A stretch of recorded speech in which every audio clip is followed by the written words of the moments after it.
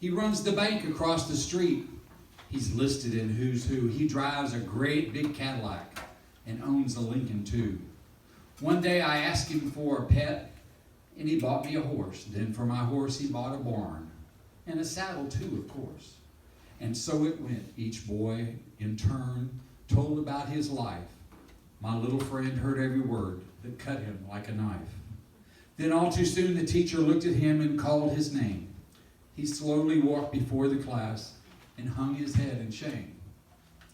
But only for a second did he hang his head this way, 'cause suddenly he thought of words that cast his shame away.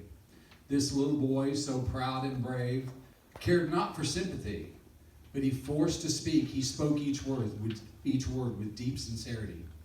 He didn't know just what he'd say or how or where to start. But when his words began to flow, they came straight from his heart. My daddy, he began to say, and tears welled up in his eyes, and tears that made him wise. My daddy began again. This time his words flowed strong. I think my daddy's best of all, though you may think me wrong. My daddy doesn't live with me. I mean, not like your pops. His spirit lives with me, though, and I think my dad is tops. 6 years ago, my daddy left when I was only 2. But ever since he went away, my love for him has grew.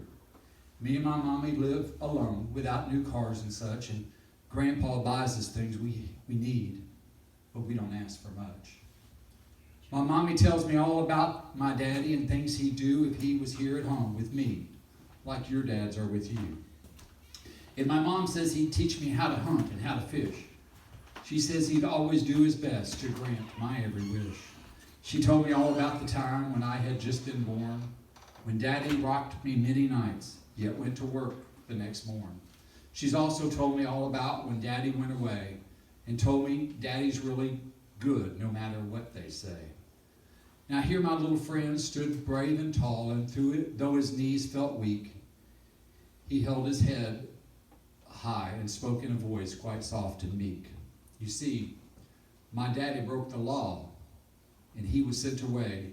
He's in prison paying for the wrongs he did one day. He writes my mommy twice a week, and sure as the stars above, he always tells her, don't forget to give our son my love.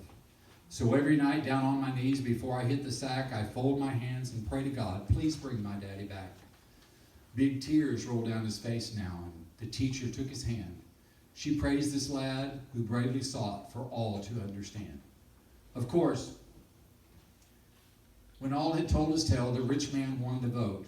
But no one in that room would soon forget that little boy who spoke. A little boy so all alone. His daddy in the pen, my little friend called Jimmy Blaine. His daddy called Pretend. And folks, this story's true, I know, and knowing makes me sad, because I'm the father of that boy who lives without his dad.